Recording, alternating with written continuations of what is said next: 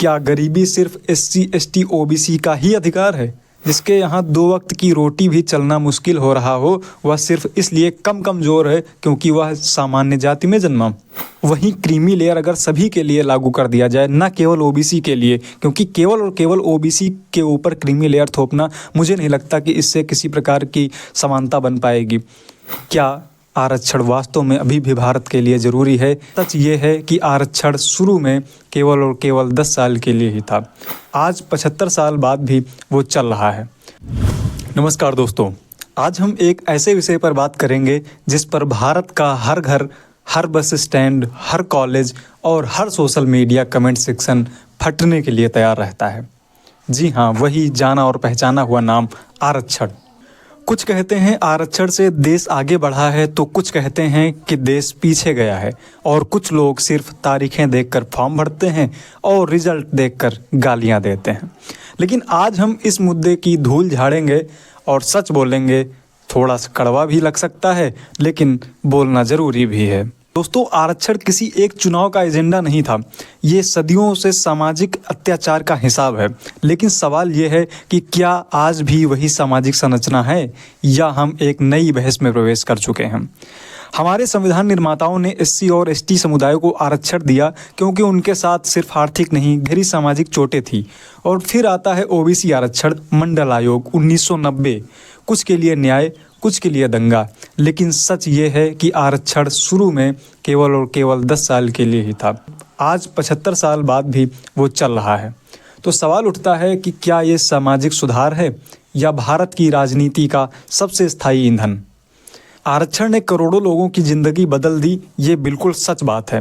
लेकिन इसी आरक्षण ने भारत की राजनीति को जाति की खुराक देकर उसे बुढ़ापे तक तंदुरुस्त भी बनाए रखा है। हर बार चुनाव आता है तो नेता कहता है कि हम तुम्हारे लिए आरक्षण और अधिक कर देंगे।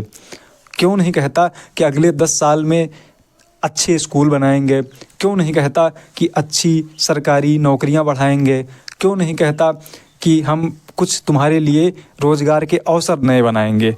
क्योंकि आसान है कास्ट कार्ड खेलना और मुश्किल है शिक्षा में सुधार लाना, सिस्टम में सुधार लाना। दोस्तों सोचिए, जिस देश में एक बच्चा कोचिंग में साल का 2 लाख रुपए खर्च करता है और वहीं दूसरा बच्चा सरकारी स्कूल में बेंच तक नहीं पाता, क्या दोनों की परीक्षा बराबर होगी? नहीं, बिल्कुल नहीं होगी। लेकिन ये बात भी सच है कि कभी कभी आरक्षण सिर्फ अंक कम होने के आधार पर किसी को ओवरटेक जरूर कर देता है, और यही चुभन पैदा होती है आज के युवाओं में, जो आज मेरिट वर्सेस आरक्षण की सबसे बड़ी आग बनी हुई है। लेकिन एक और कड़वा सच ये भी है कि मेरिट भी पैसों की ही संतान है। गरीब के घर अगर जन्म लो तो मेरिट सिर्फ और सिर्फ एक सपना बनकर रह जाती है। अब आते हैं सबसे विवादास्पद टॉपिक पर, ईडब्ल्यूएस आरक्षण। सरकार ने कहा था कि सामान्य वर्ग के आर्थिक रूप से पिछड़े लोगों को आरक्षण मिलेगा। ठीक बात भी थी और ज़रूरी भी थी। लेकिन अब यहाँ एक बड़ा सवाल ये है कि ईडब्ल्यूएस को उम्र में छूट क्यों नहीं मिली? ईडब्ल्यूएस को फीस में छूट क्यों नहीं मिली? ईडब्ल्यूएस को वही सुविधाएं क्यों नहीं दी गई जो एससी एसटी ओबीसी को मिलती हैं? क्या गरीब होने का दर्द जाति देखकर आता है?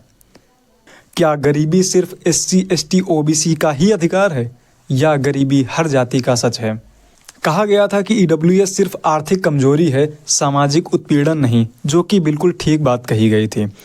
पर सवाल उठता है कि क्या जिस घर में कभी किसी ने कोचिंग नहीं देखी, कभी प्राइवेट स्कूल नहीं देखा, जिसके यहाँ 2 वक्त की रोटी भी चलना मुश्किल हो रहा हो, वह सिर्फ इसलिए कमज़ोर है क्योंकि वह सामान्य जाति में जन्मा? क्या ये तर्क आज की अर्थव्यवस्था में सटीक बैठता है? बहुत से लोग कहेंगे कि ईडब्ल्यूएस को आरक्षण तो दिया पर आधा अधूरा दिया, जैसे किसी को पानी तो दिया गया लेकिन गिलास में छेद कर दिया गया। और सरकार कहती है कि अगर ईडब्ल्यूएस को सभी सुविधाएं दी गई तो आरक्षण पूरी तरीके से आर्थिक आधार पर बदल जाएगा। तो सवाल आज ये बन जाता है कि क्या इसमें बुराई है? क्या देश को अब भी नई बहस की ज़रूरत नहीं? वहीं अगर ओबीसी आरक्षण की बात करें तो वो सिर्फ कागजों में गरीबों के लिए था। असल में लाभ बार बार उन्हीं परिवारों ने लिया जिनके पास आज सब कुछ है। क्रीमी लेयर की सीमा बढ़ती रही पर सवाल नहीं बदला, क्या असली लाभार्थी तक लाभ पहुंचा? और एससी एसटी के लिए क्रीमी लेयर भी होना आज की डेट में काफ़ी अहम मुद्दा बन गया है और इस पर बहस भी अब तेज हो चुकी है। क्या करोड़ों की तनख्वाह पाने वाले परिवारों के बच्चे सामाजिक रूप से उतने ही वंचित हैं जितने गांव के दबे कुचले तबके के लोग जितने अभी वंचित हैं? ये सवाल बिल्कुल असहज करते हैं, लेकिन ज़रूरी भी हैं। सरकारी नौकरियां कम होती जा रही हैं, लेकिन निजी क्षेत्र बढ़ रहा है। कुछ लोग कहते हैं कि निजी क्षेत्र में आरक्षण होना चाहिए, वहीं निजी कंपनियां कहती हैं कि अगर मजबूरी में आरक्षण थोपा गया तो इंडस्ट्रियां खत्म हो जाएंगी। तो सवाल फिर से ये उठ जाता है कि आखिर न्याय देगा कौन? सरकार, कंपनियां या फिर बाजार? ये बहस अभी और आगे बढ़ेगी और शायद भारत की सबसे बड़ी राजनीतिक लड़ाई बन जाएगी। क्या भारत आरक्षण के बिना चल सकता है? तो इसका जवाब हमें सीधा जवाब ये मिलता है कि अभी नहीं, क्योंकि सामाजिक वास्तविकता अभी भी बराबरी के पास नहीं पहुंची है। लेकिन इतना ही सच ये भी है कि आरक्षण को अगर सदैव लागू करने वाली इकाई बना दिया गया तो ये भारत पर और भारत के समाज पर एक और बड़ा अन्याय होगा। लेकिन समाधान भी इसका ज़रूरी है। वो समाधान मेरे हिसाब से क्या हो सकते हैं वो भी ज़रा एक बार गौर कर लेते हैं।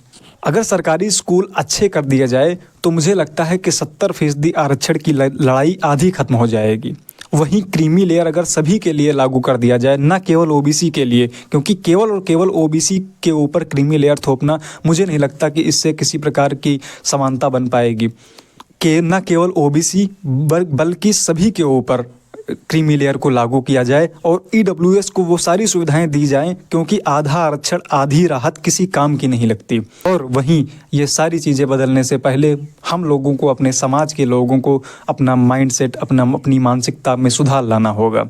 दोस्तों, आरक्षण एक ऐसा मुद्दा है जिसमें भारत अपना इतिहास भी देखता है और वर्तमान भी। लेकिन अब समय है नई ईमानदार बहसों का, सवाल पूछने का, डर के बिना, जाति के बिना और राजनीतिक परछाइयों से दूर होकर।